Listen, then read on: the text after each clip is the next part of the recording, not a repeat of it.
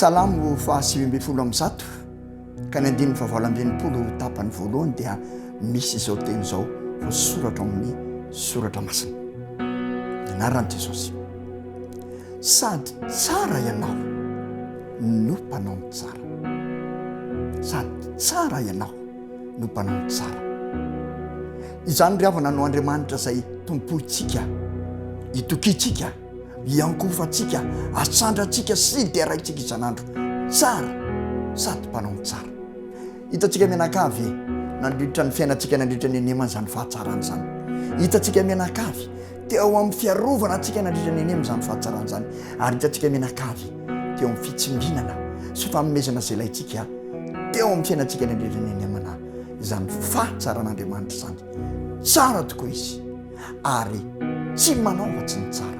Na iza ino, na iza tsy ino, tsara Andriamanitra tsy manafoana ny hatsarany ny zavatra mitrangy eto amin'izao tontolo izao ity. Ko noho izany dia raina mandrakariva ny anarany noho izany fahatsarana izany. Ary ianao izay manaraka n'ity fotoana ity androany dia tena ara-baina amin'ny fomba manokana satria nahatsapa izany fahatsarana izany mahatota vavory miaraka amintsika mianakavy hiteran'Andriamanitra amin'ity fandarana ity. Ka dia arabaina tompoko ny tsirairay avy, arabaina ny ray aman-dreny, arabaina ny tanora, ny ankizy, arabaina ianareo rehetra na aiza na aiza toerana misy ianareo miaraka indray miray fo miray saina miteran'Andriamanitra ato anatin'ity fandarana izay iarahantsika mianakavy ity. Amin'ity androany ity ary dia iova kely ny fandarana zao mantsy ilay Andriamanitra izay tompontsika sy teraintsika dia tena mendrika izany tokoa. Ary tsy amin'ny alalan'ny hira ihany no ahafahana midera azy, fa na ny vavaka, na ny famakiana ny teniny, na ny fiainantsika manontolo mihitsy dia tokony fideran'Andriamanitra. Na miakanjo azika, na milalao azika, na mianatra sika dia tokony misy fideran'Andriamanitra ao anatin'izany. Tokony ho taratry ny olona ny fiderantsika n'Andriamanitra amin'izay rehetra ataontsika eo amin'ny fiainantsika. Ka amin'ity androany ity dia novaina kely tsy hira no alefao anareo androany hideran'Andriamanitra fa zavatra anankiroa.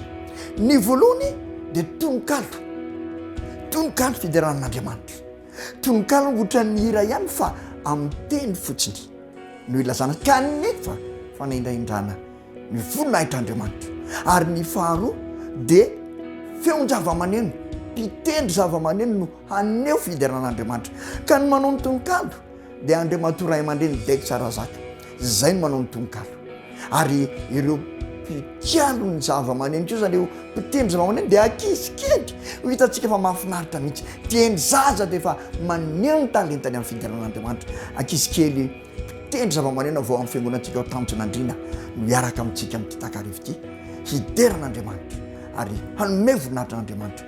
Ka na tsy hira aza izay efa mety niendrentsika sy nandrasantsika no hoentsika androany dia ho hitanareo kosa fa azo voninahitran'Andriamanitra ho voadera amin'ny fomba manokan'Andriamanitra miaraka amin'ireo olona izay nasaina ireo. Makatoerana azy ary homaniny ny fotsiny saina hanome voninahitra sy hiderin'Andriamanitra amin'ny alalan'ny tononkalo sy ny feon-java-maneno.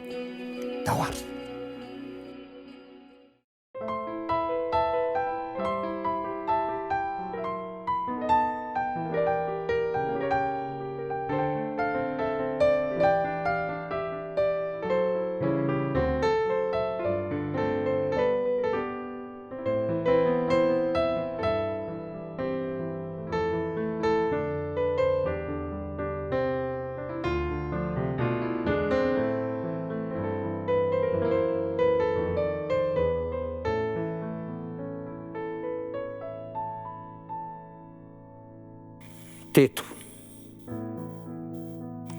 Teto aho no nisantatra ny fiarahana amin'ny Tompo.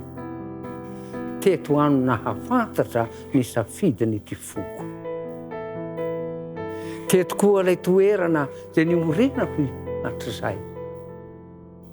Teto no ivanarenana reo adalako fahizay. Teto aho no nanontany hoe mizotra ho aiza moa ny diko. Dia teto aho no nitomany no ny visam-panahiko.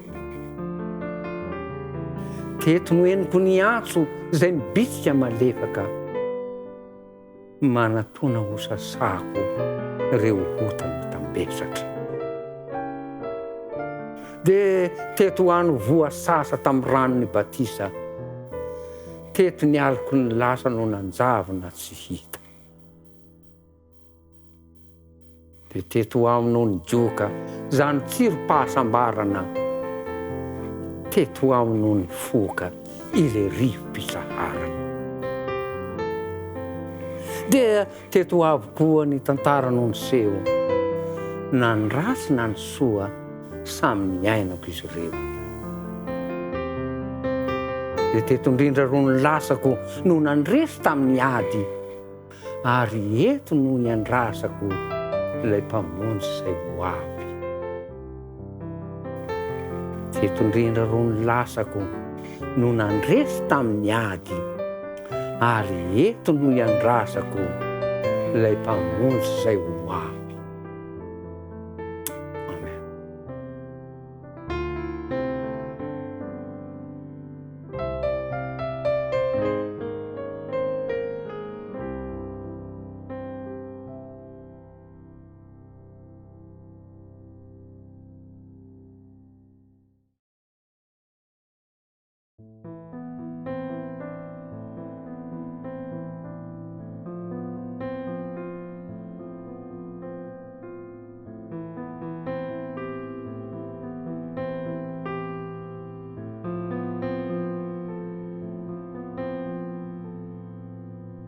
Tena meloka Jesosy.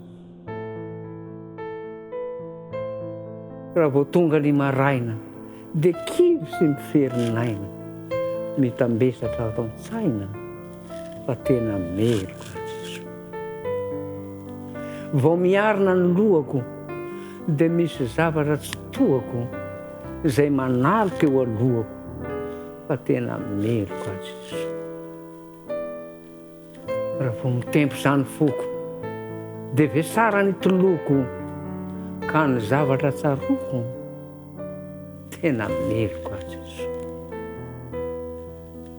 Misy ady izay everitro, fa ho vitako amin'ny heritro, saingy diso ny fijeritro, fa tena meloka Jesosy. De miheviteny zafa marina, de sa manaoky narinarina, nefindrisy fanovarina, tena meloka Jesosy. Na iza toerana hiafenako, na iza tany hilevenako, hita foana ny kilenako, tena meloka Jesosy.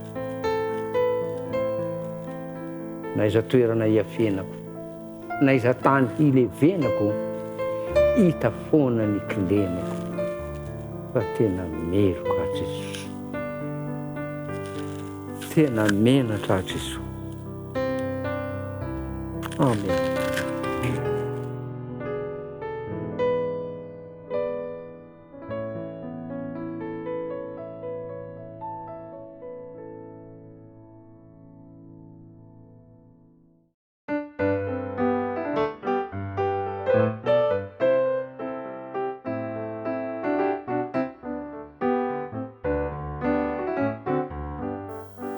Gasikara tany manitro.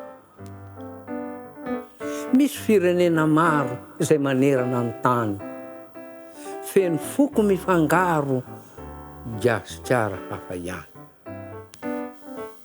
Nosy kely nefa mamitro, feno arena sarobidy, tiako loatra ianao ry tanitro, tsy atakalo tsy hamety. Io ny tany mpahazazako, mamitro sy andry anitro, sady mbola hiafarako, gasikara tany manitro. Tsy ekeko raha hitsahana ny fiandriananao ry tanitro, tsy avelako zanana, gasikara tany manitro. Raha mbola misy fofonaina mamelona ity anarako, arovako tsy hovobaina ny arenanao ry gasikarako. Koloto tsara tsy harary, satria io fa tsy ny ranotro lova tamin-janahary tsy gasikara tanymatro. Tompora sitrakao ta io zo gasikaranay ity omeo anay ny fahendrena aizanay mifankaty. Fa raha izany ho tanteraka dia ho sambatra ny tanitro ka hiadana finaritra ty gasikara tanymatro. Raha izany ho tanteraka dia ho sambatra ny tanitro ka hiadana finaritra gasikara tanymatro. Amen.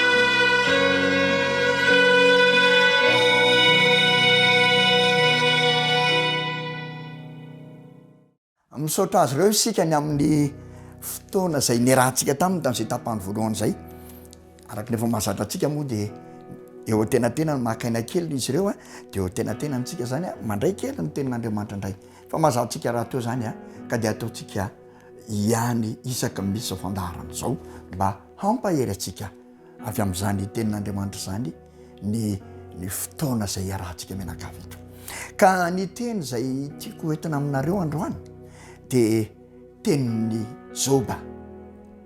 Tenin'ny Joba ilay efa fantatsika loatra ny tantarany. Haitsika loatra ny tantarany. Isan'ny lehilahy mpanan-karena anankiray fa nandalo fitsapana mahamay ary nandalo zavatra tahotra tebiteby zay tena nanairana tokoa teo amin'ny fiainana kanefa nijoro nahatoky. Ao amin'ny Joba toko 7 dia ny 5:20 no misy ny teny hoentiko aminareo androany. Joba toko 7 5:20 sy 20. Vakitsika amin'ny anaran'i Jesosy.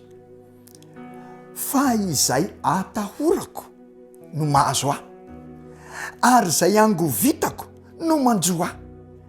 Tsy mbola nahita fiadanana na fitsaharana na fakanaina akory azy aho dia tonga indray ny tebiteby. Ry havana, zany tenin'ny Joba zany zay milaza moa mitoko 7 fa fitaraina nataon'ny Joba no fahoriana nanjo azy ka zany tenin' zany dia tena mampiseho amin'ny faratampo mihitsy ny tena mahazo ny olona anankiray kiazo ny fahoriana sy ny fitsapana sy ny zava-dosa. Everone fa miteny mihitsy Joba hoe ny zavatra atahorako io indrindra ny mahazo azy ao, ny zavatra angovitako io mihitsy no miatra amiko zao manjo azy ao. Ary ny 5:20 dia mbola mihoatra lavitra noho izany satria hoe tsy nahita fiadanana na fitsarana na fakanaina akory tamin'ireo zavatra nanjo sy nahazo areo dia efa tonga sady indray ny tebiteby amin'ny zavatra manaraka. Tena enjana zany mahazo an'ny Joba zany. Ary hono ty amin'ny tany anao moa tsy ohatra an'izany koa ve manjoantsika indraindray mety mahazo anao mihitsy azy amin'izao fotoana izao. Moa ve tsy efa nandalo toe-javatra tahaka zany tsika ary moa azonao antoka ve fa tsy handalo tahaka zany ianao rampitso sy amin'ny ho avy raha mbola maritra tsy tonga Jesosy Kristy tompontsika. Tena mety mandalo zany tsika eto amin'ity tany zay onenantsika ity dia tany ny fahoriana, tany ny tebiteby sy ny zava-doza rehetra. Ary zany mihitsy no hahatongavan'i Jesosy hamarana an'izany ka mandra-pahatonga an'izay dia mety handalo izany ianao na efa nentina handalo zany na mandalo zany mihitsy azy ianao amin'izao fotoana izao. Ohatrany hoe tena ilay zavatra mampatahotra anao hiatra aminao tena niatra taminao, ilay zavatra nangovitanao no tena nanjoanao araka ny tenin'ny Joba. Ary tsy mbola manana fakanaina akory ianao, tsy mahafaka ny sendrika ianao mandra-pahafaka ilay tebiteby fa efa tonga sady indray manaraka. Ka manoloana ny zavatra tahaka zany dia manana fihetsika anakiroa zanak'olombelona. Ny fihetsika voalohany dia ny fihetsiky ny olona matoky tena, fihetsiky ny olona manana ny teknôlôjia amin'izao fiainana indrindra zao taona 2021 zay iainantsika zao dia manana vahaolana rehetra amin'izay olana mety mitranga, miantehitra amin'ny herin'ny tena, miantehitra amin'ny fahaizan'ny tena, miantehitra amin'ny fianarana sy ny fahendrenan'ny ratovina ka dia mitady vahaolana amin'ny alalan'izany. Zay ny fihetsika voalohany ary tena mitady vahaolana fatratra mihitsy izao tontolo izao amin'ny alalan'ny fahaizany sy ny fahendrena amin'ireo zavatra mampitebiteby sy mampanahy ary zava-doza eto amin'izao fiainana izao. Naman'ny Joba telo lahy koa ngeka zany nataony mitady vahaolana amin'ny eritreriny sy ny fahaizany sy ny fahendrena ohatran'izany. Ary tenenin'Andriamanitra mihitsy hoe diso zany fihevitra zany. Karaha zany no fomba fihevitritsika dia diso araka ny lasain'Andriamanitra ao amin'ny sotramana. Fa ny fihetsika faharoa ndray kosa dia izao mahatsiaro fa voafetra, mahatsiaro fa tsy manana vahaolana, mahatsiaro fa tena kely ery ary mahatsiaro fa tsy mitsinona ka dia ny mitaraina no azony atao, ny mitaraina mitady vonjy no azony atao. I Joba dia tena nanana tanjakara-panahy ngeza be ary tena goavana be, tena nanana tanjaka ara-panahy zay nomena ohatra ho antsika. Zany mihitsy le hoe maka lesona ny amin'ny lasa, nomena ohatra ho antsika mihitsy ny fananany Joba tanjam-panangeda be nanolona ny zavatra zay nivakitsika ao amin'ity toko fahatelo ity. Nanana tanjam-panahy izy, ary izany mihitsy no nahatonga azy ho tafavoaka tamin'ny toe-javatra zay niainany feno fahasarotana tahak'izao. Izao anefa ny hideranany Joba tsy ilay tanjam-pananananany, fa ilay izy tafavoaka tamin'ilay zavatra manjo azy sy niainany feno faharatsiana zay tafavoaka tamin'izay izy, ka nisy antony na tafavoahany tamin'izay dia ny fitokiny tamin'Andriamanitra. Ry havana, raha te hijery ohatra mivantanytsika amin'ny fananana herim-po hiatrehana ny zava-doza sy ny zavatra tsara ohatran'izao, mety ihany no mijery any Joba tsika maka lesona amin'ny zavatra ianarana, fa tsy Joba no tokony tafintsika, tsy Joba no tokony banjintsika raha ny herim-po hiatrehana ny zavatra mafy, mangeroka, mangidy, mampitebiteby iainantsika. Tsy Joba no tokony haintsika tahaka amin'ny herim-po hiatrehana an'ireny, satria Joba dia mbola niteny an'izao na dia nanana herim-po matanjaka sy nanana herim-panahy matanjaka aza. Ozy Joba nanozona ny andro naterahany Joba rehefa niatra tamin'ny zavatra rehetra, ka i Joba zany tsy dia azo alay tahaka amin'ny lafiny rehetra, fa ny modely tsara ny alaitsika tahaka dia Jesosy Kristy. Jesosy Kristy ilay Andriamanitra kanefa tonga olombelona mba hanome ohatra ho antsika. Zao mahatsy ny zavatra nitranga ao amin'ny Jaona 2:7-20 dia misy an'izao teny izao, araka ny lazaiko anareo teo, dia Joba dia nanozona ny andro naterahany fa niatra sy mafy taminy ny zavatra nitranga nanodidina azy sy niainany tamin'izany fotoana izany. Jesosy koa dia nanan-javatra mafy taminy, niainany tsy maintsy niainany. Fa zao no tenen'i Jesosy eo amin'ny Jaona 2:7-20. Ny anaran'i Jesosy, amin'ny anaran'ny raha taonao makiko azy: ankehitriny mangorohoro ny fanahiko, ary ahoana no lasaiko? Raha eo vonjeo aho afaka amin'ity ora ity. Nefa izao no niaviako ho amin'ity ora ity. Jesosy zany dia nitovy amin'ny Joba ihany koa, nangorohoro ny fanahiny, tena mafy tamin'ilay zavatra tsy maintsy hatrehany, dia niteny izy hoe vonjeo aho afaka amin'ity ora ity, amin'izao zavatra tsy maintsy ataoko izao. Kanefa fantany tsy nanozona ny andro natongavana olombelona izy tahaka ny Joba, fa fantany ny iraka mpanaovina azy. Dia ozy izy: nefa izao no niaviako ho amin'ity ora ity. Isedra an'ireo zavatra eo niaviako amin'ity ora ity. Noho izany dia metehitra aminao araiky eo. Ary ny 9:20 dia hoe raha eo mankalaza ny anaranao, na inona zavatra mitranga, dia zao no tao an-tsain'i Jesosy: matoky anao araiky eo. Ary zao no niaviako eto amin'ity, tsy maintsy ilanja an'izao zavatra rehetra mampitebiteby mampatahotra izao, kanefa zao ho ankalazaina foana ny anaranao, ho ankalazaina mandrakariva ny anaranao. Ary avy amin'izany fankalazako ny anaranao zany dia manjary mahazo fankalazana sy fiderana koa ny tenako, zay manaiky ny drafitra zay napetraka ao ho soitana tsy maintsy alehako. Ary zao mihitsy ny toy ny teny dia nisy feo avy tany an-danitra hanao hoe efa nankalaza azy aho, ary ankalaza azy indray. Tena nomena toky Jesosy efa nankalazaina izy, ary ilay fiovany an-danitra tsy voateo nisy fiovany an-danitra, fa efa nisy fiovany an-danitra nankalazany Jesosy dia teo amin'ny batisany, teo amin'ny fiovan-taretana tendrombohitra. Ary zao zany dia mbola misy feo, ary mbola isy feo indray ankalaza azy rehefa hitsangana amin'ny maty Kristy, rehefa nanana toe-tsaina nankalaza ny ray Jesosy. Na dia eo zany zavatra zay nahazo azy sy zavatra tsy maintsy ho hatrehany, dia Andriamanitra mihitsy no miteny hoe mbola ankalaza azy, rehefa nankalaza azy aho, fa mbola ho ankalaza azy indray.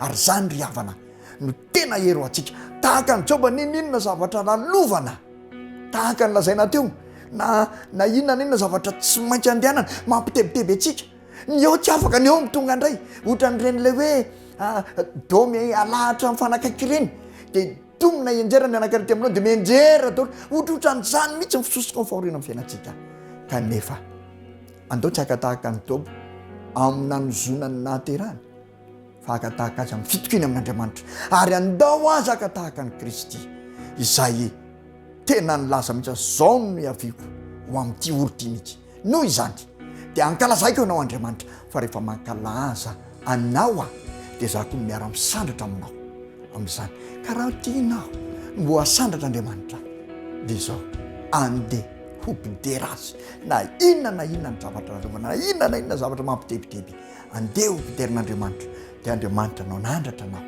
ary ahatonga anao ahazo fiderana koa amin'izao fiainana zao ry havana miantso anao Andriamanitra zao mihitsy mantsy ny lazainy salamo 7:1 salamo 7:1 dia zao mitenenina misaorany Jehovah ry fanahiko ary zay rehetra tao anatiko misaorany anarany masina misaorany Jehovah ry fanahiko ary azo misy adinonao ny fitahiny rehetra maninona izy mamelanelokao rehetra manasitrana ny aretinao rehetra manavitra ny ainao tsy hidina any andavaka ary manarona famindrampo sy fiantrananao andao raisitsika izany teny izany ho pidera sy ho mpisaotra an'Andriamanitra sika amin'ny fiainantsika ary ho mpanome voninahitra azy satria nahoana satria izany nataon'Andriamanitra manasitrana ny aitsika mamela ny helontsika manavitra ny aitsika tsy ny andrampo ary manarona famindrampo sy fiantranantsika eo amin'ny fiainantsika ho piderin'Andriamanitra ny isika mianakavy tsy eto amin'ity fandarana ity ihany mandritra ny anim-piainantsika izay nalovantsika eto amin'ity tanitsy amen.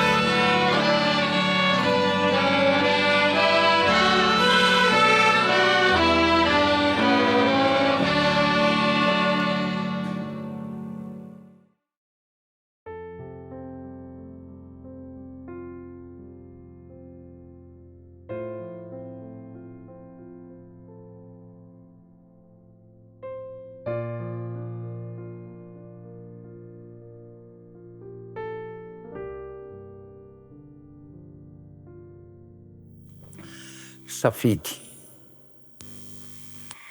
azafady zaho ro mama miala tsiny zaho ry bavy, fa misy resaka mafana olazaiko kamengavy. Tandremo manameloka amin'ny saina tsy sahala, fijery ihany mantsy ny ahafasana tsy mankahala. Na manambady ianareo, na mpitovy vao mitady, aoka re mba tsy aseho eo mason'olo-pady. Ny fitafy tsy sahaza fa mampihetry zany zo, fa isalory ny sahaza zay tena mendrika tokoa. Azafady zaho roneny, miala tsiny zaho ry bavy, fa matoy zaho miteny te hanatsara ny ho avy. Zaho akory tsy mandidy, na sanatria hoe mandranitra, fa zonareo ny misafidy raha tena zanak'Andriamanitra. Zaho akory tsy mandidy, na sanatria hoe mandranitra, fa ataovy tsara ny safidy raha tena zanak'Andriamanitra. Ataovy tsara ny safidy ho voninahitr'Andriamanitra. Amen.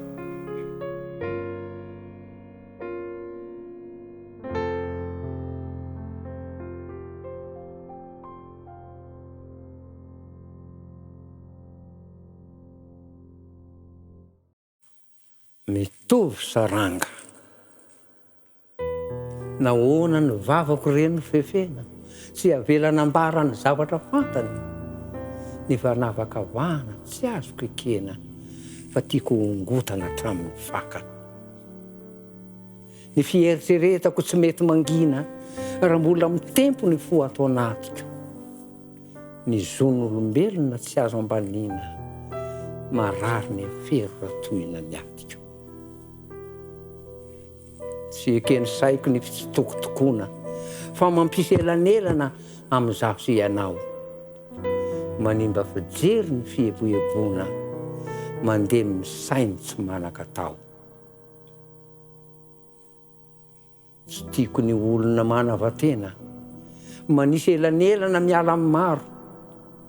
Mihevitra mantsy fa manan-karena, dia miavina am-po tsy mba tia mifangaro. Na fotsy na mainty, dia raha menamena no mitsorina ao anatiny ao. Tsy hoe fotsy ny rà rehefa mpanan-karena, na mainty ny rany tsy manan-katao. Mitovy saranga na mainty na fotsy, tsy misy tsony ny ambony sy ambany. Io no fanambarana nataon'i Jesosy, fefa samy navotany tamin'ny rany. Dia azanony hatreo ny mandavaka hantsana, fa fao reo tsipika zay mampisaraka. Tsarovy sakaiza fa rehefa any am-pasana, na orona manana tsy maintsy miraraka. Tsarovy sakaiza fa rehefa any am-pasana, na mainty na fotsy tsy maintsy miraraka. Amen.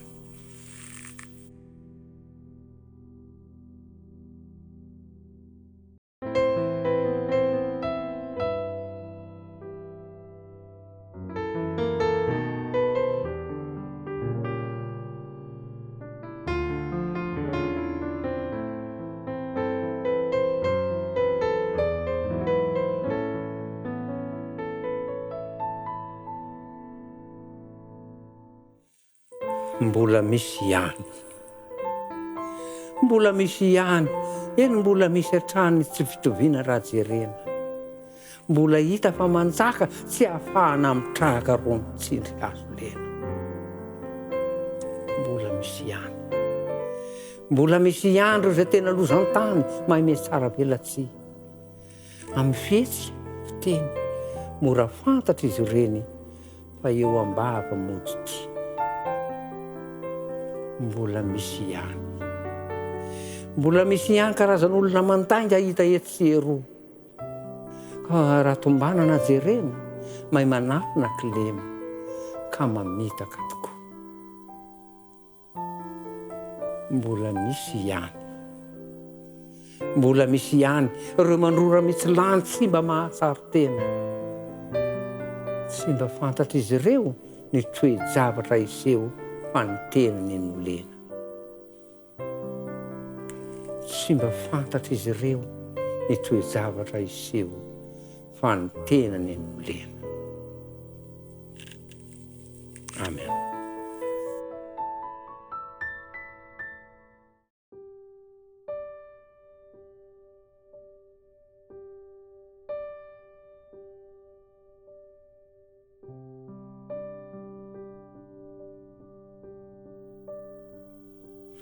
Miomana. Efa tazanao angamba ireo famantarana mitranga hita etsero. Nefa ianao toa tsy miraika fa ilozanao menjaika mampiliba zany. Tsy mba saininao akory fa ilozanao matory nefa ny ora efa antomotra. Raha mba fantatrao mantsy fa efa vonona le ratsy izay masika sady romotra. Isan'andro vaky zao dia misy loza mitatao tena mampivorovoro. Mivaraontsana avokoa na ny saina na ny fo, tena mila tsy ajo. Reo famantarana hitanao dia pirofo sotro zao fa lako loso ray mandona. Zay manaitra ny mpanota mbola revo anaty ota mba hibebaka hifona. Momba fantatrao va re fa ianao zay nandre no lazaina sy avarana. Reo zava-misy manambara fa kely sisa ny tantara dia ho tapitra hifarana. Ko miomana dieny zao, raha mbola azonao atao fa ndra ho dila ilay anjara, dia mandonia vetivety fa anio no andro tena mety raha ampitso efa tara. Miomana dieny zao, raha mbola azonao atao fa ndra ho dila ilay anjara, dia mandonia vetivety fa anio no andro tena mety fa raha ampitso sao dia tara.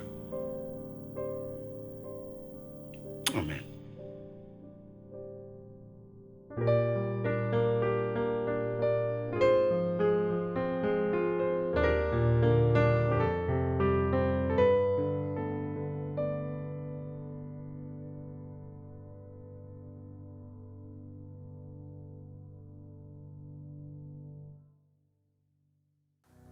Misaotra an'Andriamanitra isika ry havana. Misaotra an'Andriamanitra satria afaka nidera azy indray tamin'ity takarivo ity. Na dia tamin'ny fomba hafa kely aza no derantsika an'Andriamanitra dia azo lazaina fa nahafinaritra ny fotoana tamin'ny alalan'ireny tononkalo ny ray aman-dreny, tamin'ny alalan'ny fitendrendra ankizy madinika kely, ny fanehoany ny talentany, hiterany an'Andriamanitra sahady mahafinaritra ary ampirosiana ny tanora, ampirosiana ny ankizy mba hamelatra ny talentany ho fidiran'Andriamanitra, ampirosiana ihany koa ireo manan-talenta amin'ny tononkalo mba hanao toy izany ho fidiran'Andriamanitra, ho ampitombon'Andriamanitra mandrakarivany ny talentany izy ireo ary omen'Andriamanitra mandrakarivany ny tsirom-pahendrena avy any ambony ho aminy izy ireo, ahatonga an'izany talentany izany hivelatra amin'ny lafiny tsara kokoa ary amin'ny lafiny ambombony kokoa ho fanomezam-boninahitra azy. Misaotra anao koa izahay niaraka taminay tamin'ity takarivo ity, niaraka teto isika nifampahely isika, niderin'Andriamanitra isika ary nifankahitatava isika. Ianareo moa no tena mahita fa izaho tsy mahita anareo dia fifaliana zany fankahita izany dia samy ho tahin'Andriamanitra isika rehetra eo amin'ny fiarahana mandrakariva. Raha sitrapony tombo amin'ny herin'ny androany toy izao indray ny eo neto isika miaraka amina mpihira izay fanasaina manokana ary iarahantsika miterin'Andriamanitra amin'izy ireo.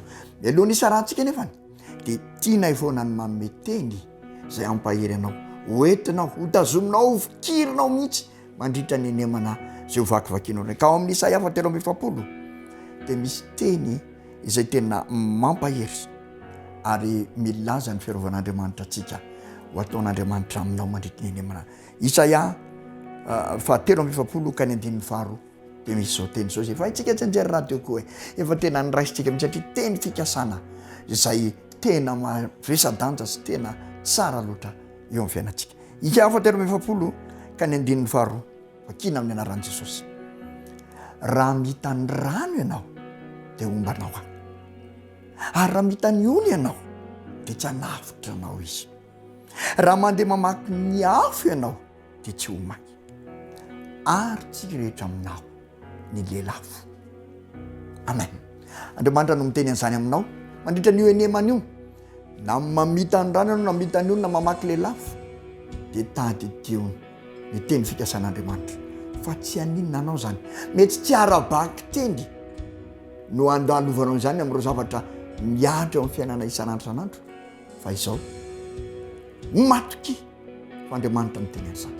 Ary mety arabaky teny koa angamba ipita ranomasina, ipita ony, aza matahotra fa zany ny teny fikasan'Andriamanitra. Fikiro izany tenin'Andriamanitra izany ary miarahama isan'andro matoky azy, fa zany no teny meny anao hoentinao makaky ny herinandro.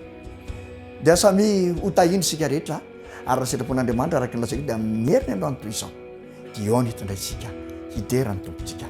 Dia mametraka amin'ny veloma tompoko samy ho tahin'Andriamanitra. Veloma daholo.